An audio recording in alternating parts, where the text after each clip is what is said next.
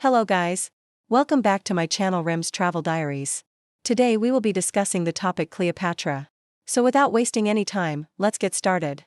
Cleopatra VII, commonly referred to as Cleopatra, born in 69 BC, died August 30 BC, Alexandria, was an Egyptian queen of the Ptolemaic Dynasty. Famous in history and drama as the lover of Julius Caesar and later as the wife of Mark Antony. She became queen on the death of her father, Ptolemy XII, in 51 BCE and ruled successively with her two brothers, Ptolemy XIII, 51 to 47 BCE, and Ptolemy XIV, 47 to 44 BCE, and her son Ptolemy XV Caesar, 44 to 30 BCE. After the Roman armies of Octavian, the future Emperor Augustus, defeated their combined forces, Antony and Cleopatra died by suicide and Egypt fell under Roman domination. Cleopatra actively influenced Roman politics at a crucial period, and she came to represent, as did no other woman of classical antiquity, the prototype of the romantic femme fatale. So let's take a look at her fascinating life. Daughter of King Ptolemy XII Auletes, Cleopatra was destined to become the last queen of the Macedonian dynasty that ruled Egypt between the death of Alexander the Great in 323 BCE and its annexation by Rome in 30 BCE. The line had been founded by Alexander's general Ptolemy, who became King Ptolemy I Soter of Egypt. Cleopatra was of Macedonian descent and had little, if any, Egyptian blood, although the classical author Plutarch wrote that she alone of her house took the trouble to learn Egyptian and, for political reasons, styled herself as the new Isis, a title that distinguished her from the earlier Ptolemaic queen Cleopatra III, who had also claimed to be the living embodiment of the goddess Isis. Coin portraits of Cleopatra show a countenance alive rather than beautiful, with a sensitive mouth, firm chin, liquid eyes, broad forehead, and prominent nose. When Ptolemy XII died in 51 BCE, the throne passed to his young son, Ptolemy XIII, and daughter Cleopatra VII.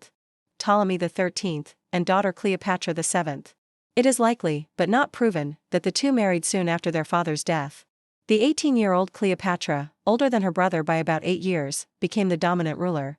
Evidence shows that the first decree in which Ptolemy's name precedes Cleopatra's was in October of 50 BCE.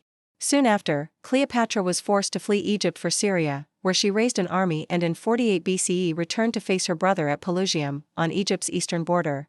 The murder of the Roman general Pompey, who had sought refuge from Ptolemy XIII at Pelusium, and the arrival of Julius Caesar brought temporary peace. Cleopatra realized that she needed Roman support, or, more specifically, Caesar's support, if she was to regain her throne. Each was determined to use the other. Caesar sought money for repayment of the debts incurred by Cleopatra's father, Auletes, as he struggled to retain his throne.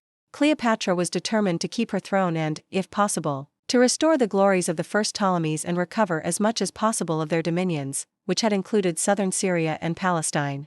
Caesar and Cleopatra became lovers and spent the winter besieged in Alexandria. Roman reinforcements arrived the following spring, and Ptolemy XIII fled and drowned in the Nile. Cleopatra, now married to her brother Ptolemy XIV, was restored to her throne. In June 47 BCE she gave birth to Ptolemy Caesar, known to the people of Alexandria as Caesarion, or Little Caesar. Whether Caesar was the father of Caesarion, as his name implies, cannot now be known. It took Caesar 2 years to extinguish the last flames of Pompeian opposition. As soon as he returned to Rome, in 46 BCE, he celebrated a 4-day triumph, the ceremonial in honor of a general after his victory over a foreign enemy, in which Arsinoe, Cleopatra's younger and hostile sister, was paraded. Cleopatra paid at least one state visit to Rome, accompanied by her husband, brother and son.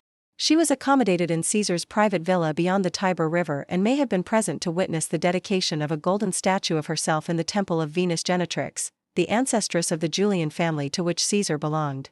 Cleopatra was in Rome when Caesar was murdered in 44 BCE. Soon after her return to Alexandria, in 44 BCE, Cleopatra's coroller, Ptolemy XIV, died. Cleopatra now ruled with her infant son, Ptolemy XV Caesar. When, at the Battle of Philippi in 42 BCE, Caesar's assassins were routed, Mark Antony became the heir apparent of Caesar's authority, or so it seemed, for Caesar's great-nephew and personal heir, Octavian, was but a sickly boy. Antony, now controller of Rome's eastern territories, sent for Cleopatra so that she might explain her role in the aftermath of Caesar's assassination.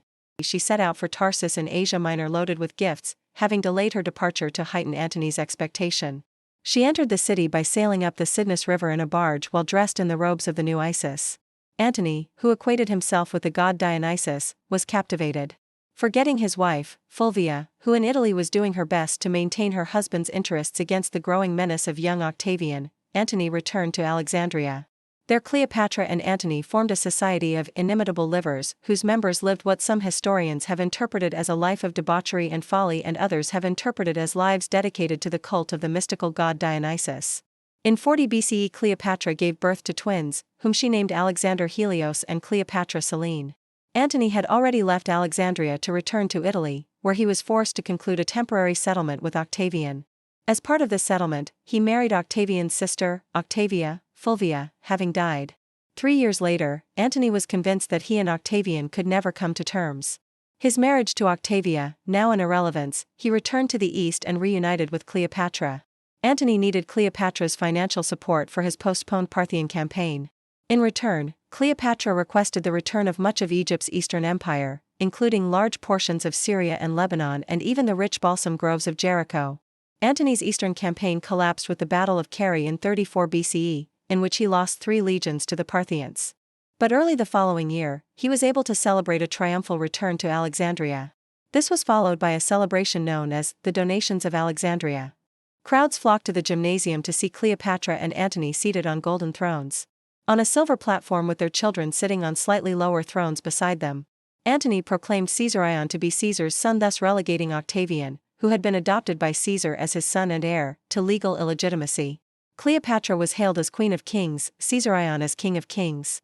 Alexander Helios was awarded Armenia and the territory beyond the Euphrates, his infant brother, Ptolemy II, the lands to the west of it. Their sister, Cleopatra Selene, was to be ruler of Cyrene. It was clear to Octavian, watching from Rome, that Antony intended his extended family to rule the civilized world. A propaganda war erupted. Octavian seized Antony's will, or what he claimed to be Antony's will, from the temple of the Vestal Virgins, to whom it had been entrusted, and revealed to the Roman people that not only had Antony bestowed Roman possessions on a foreign woman but intended to be buried beside her in Egypt. The rumor quickly spread that Antony also intended to transfer the capital from Rome to Alexandria. Octavian raised troops and marched them into northern Italy, declaring war on his brother and on Cleopatra. Cleopatra and Antony prepared to defend themselves. Their navy was invincible, they believed, and they would be able to defeat Octavian with relative ease. But their combined fleets were defeated by Octavian's at the Battle of Actium on September 2, 31 BCE. There, Cleopatra abandoned ship with Antony and fled to Egypt. The next day, Octavian landed troops in Egypt and advanced on Alexandria. Antony and Cleopatra made a last stand in the city, but when Antony heard that Cleopatra had died, he fell on his sword. In a last excess of devotion, he had himself carried to Cleopatra's retreat and there died. Cleopatra buried Antony and then committed suicide. The means of her death is uncertain, though classical writers came to believe that she had killed herself by means of an asp, symbol of divine royalty. She was 39 and had been a queen for 22 years and Antony's partner for 11.